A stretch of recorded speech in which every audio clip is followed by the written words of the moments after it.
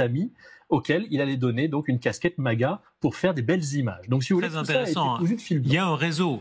Je recommande, il y a un fantastique documentaire de Tucker Carlson sur Trump où on voit à quel point, sous l'allure un petit peu désordonnée, tout est très réfléchi. Il réfléchit, il prend son temps, il a un réseau, et tout ça est diablement organisé. Et on voit là qu'il y a des réseaux déjà existants, y compris au Groenland. C'est pas de l'improvisation. Hein. En 2016, on pouvait croire que ces déclarations tempétueuses sortaient du cœur, mais effectivement, maintenant, on voit qu'il est beaucoup plus organisé et sa communication est beaucoup plus structurée. Ça, c'est certain. On va écouter d'ailleurs un autre extrait de Donald Trump Jr. Qui a glissé quelque chose aux journalistes sur une éventuelle venue de son père au Groenland. Écoutez, qui sait, il se peut qu'il doive passer par ici un jour. Nous verrons ce que cela signifie si cela se produit. Voilà. Xavier Titelman, vous disiez cette chose incroyable, il pourrait même payer les habitants du Groenland. On pourrait imaginer que les habitants personnellement aient un ticket de, vous disiez, 100 000 $. Il y a des Américains de MAGA qui disent très clairement, si on donnait 100 000 $ à chacun des habitants, ils seraient d'accord, et ça nous coûterait que 5 milliards de dollars. Donc finalement, ce qui se récupère vite en termes de manne pétrolière, enfin vite, tout est relatif. Liberté des peuples à disposer eux-mêmes de leur avenir. S'ils veulent nous rejoindre contre 100 000 $, ça s'appelle de l'achat, mais pourquoi pas. Évidemment, après, il y a la question, est-ce qu'ils vont accepter de brader leur sous-sol et leur écologie, parce que juste c'est ça qui limite. C'est un sous-sol qui est riche, mais ils décident par eux-mêmes de ne pas abîmer leurs terres en refusant l'exploitation pétrolière et minière. Est-ce qu'ils reviendraient dessus derrière? Et je vois Elisabeth Shepard-Sellam qui a approuvé. Là, on a une scène typiquement... Pas qui approuve, mais ça m'étonne pas. Ça ne vous étonne pas, voilà. Non, mais il ne faut pas oublier que pendant l'élection, vous vous souvenez, on a parlé de Musk qui avait fait des loteries pour payer des électeurs. Racheter des électeurs ou racheter des gens, ça fait partie de leur méthode. Ils sont plus sur le rachat ou le paiement même. C'est plus sur la transaction et la contractuelle que sur envoyer l'armée. Au fond, est-ce que c'est une façon de voir le monde? Beaucoup rappelaient ces dernières heures, y compris chez vous tout à l'heure dans votre émission, Amélie, le fait que la Louisiane, par exemple, a été achetée. Il y a eu des achats de terres, c'est pas une dinguerie tout à fait.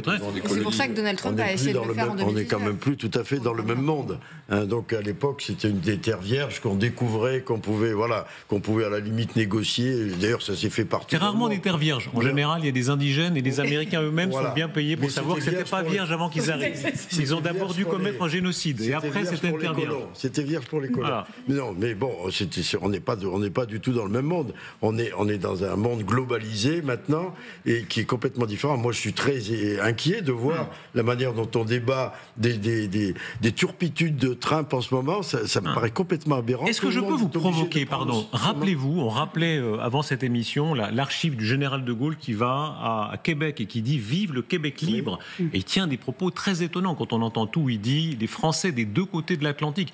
Les grands politiques, qu'on les aime ou qu'on ne les aime pas, ont souvent des visions qui dépassent les 5 ans ou 10 ans. C'est pas le marchand. Le général de Gaulle ne voulait pas annexer le Québec.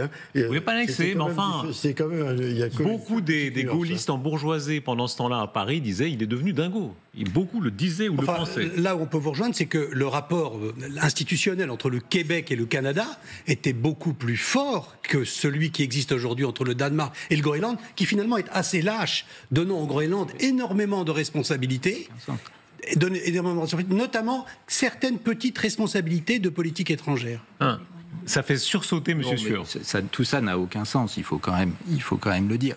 Le Québec, aujourd'hui, fait partie de quel pays? C'est toujours une province du Canada.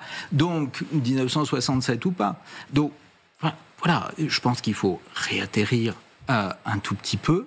Le vrai sujet, à nouveau, est complètement ailleurs. Et je pense que les Européens sont en train de passer complètement à côté. C'est-à-dire que le vrai débat à Washington aujourd'hui, c'est la question de la démocratie et la question d'une purge. Est-ce qu'il va faire ce qu'il a promis? Est-ce que Donald Trump va faire ce qu'il a promis? Pour voir le coup, c'est la purge des institutions de sécurité au niveau des États-Unis. Le département de la Défense, la CIA, le FBI, c'est ça l'enjeu aujourd'hui, c'est ça le débat à Washington. Aujourd'hui, tout le monde à Washington se fout éperdument de savoir ce qui va... cette pseudo-annexion du Canada, du Groenland ou autre. Ça ne sait pas du tout en ces termes que ça se pose. Cela dit, Olivier Sueur, vous faites la leçon aux Américains, Donald Trump, eux payent, on l'a vu tout à l'heure, le contribuable américain, lui, paye pour sa défense beaucoup plus que le contribuable européen. Alors, honneur à la France qui fait davantage. Je crois que la moyenne européenne, c'est 1,5, les Américains, c'est 3,5. Honneur à eux. Alors, déjà, je vais devoir relativiser votre propos. Le premier, effectivement, c'est qu'on a désormais, sur 32 pays membres de l'OTAN, on en a quand même 80% qui sont à plus de 2%. Et de l'autre côté, au niveau des États-Unis, je vous ferai remarquer que le pourcentage du PIB consacré à la défense est en baisse constante. C'est-à-dire que là, on est à 3,3% l'an dernier. En 2024, on sera à 3%. Et ça va continuer à toujours descendre. le double de l'Europe. La moyenne européenne, c'est pas mal. Non, ça fait désormais moins que le double de l'Europe. Et ensuite, la question qui va se poser, c'est justement comment l'Europe réagit. Et c'est là où c'est intéressant, et c'est là où tous les débats du premier semestre 2025 sous présidence polonaise vont être intéressants. Miko Blejon-Meret, vous êtes notre spécialiste du Groenland. On aimerait bien vous entendre sur ce sujet. Est-ce que pour vous, justement, annexer le Groenland, ce serait possible ? Absolument pas. C'est-à-dire que, bon, je vous ai entendu depuis tout à l'heure parler d'annexion, de payer des Groenlandais, etc. Ça n'arrivera pas, ça c'est un fantasme complet. Ce qu'il faut bien avoir en tête, c'est qu'au Groenland, l'effet indépendance est plus fort que tout. Il faut bien avoir en tête que dans la culture groenlandaise, dans la culture politique groenlandaise, il y a un sentiment de colonisation ou d'être colonisé depuis 1721, plus de 300 ans, et une volonté de tous les partis, ou presque, 6 partis sur 8 au sein de la classe politique groenlandaise, d'atteindre cette indépendance. Pas un degré d'autonomie ou quoi que ce soit, une indépendance. Et donc, ce qui va se passer, vous allez le voir les prochaines semaines, le gouvernement groenlandais actuel, qui est arrivé au pouvoir en 2021, va remettre son mandat en jeu d'ici au 6 avril prochain.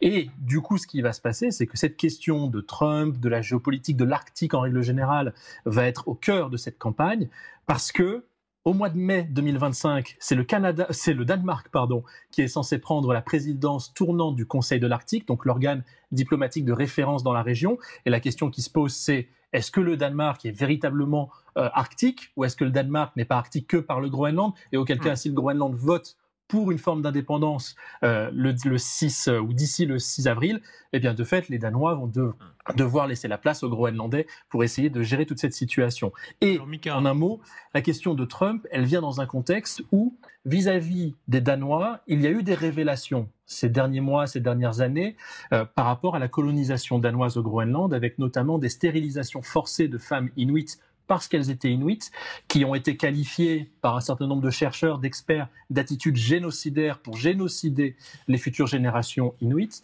Et donc ça, au Groenland, ça a généré encore ces dernières semaines un regain encore plus fort d'intérêt pour l'indépendance, tout parti politique confondu, toute génération confondue, tout territoire confondu. Donc de fait, même si on leur donnait 100 000, 200 000 ou 500 000 $ par personne, ils voteraient pour l'indépendance et pas pour se remettre sous la dépendance de quelqu'un d'autre.